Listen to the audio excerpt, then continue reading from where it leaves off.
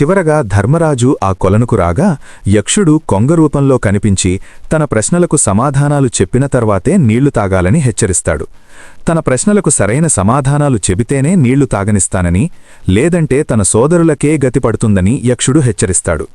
యక్షుడు అడిగిన అనేక క్లిష్టమైన ప్రశ్నలకు యక్ష ప్రశ్నలు ధర్మరాజు తన వివేకంతో ధర్మంతో సమాధానాలు చెబుతాడు. సమాధానాలకు సంతోషించిన యక్షుడు ఎవరినైనా ఒకరిని బతికిస్తాననగా ధర్మరాజు నకులుడిని బతికించమని కోరి తన నిష్పక్షపాత బుద్ధిని నిరూపించుకుంటాడు. నా తండ్రికి 2 భార్యలు, కుంతిపుత్రుడిగా నేను బతికే ఉన్నాను.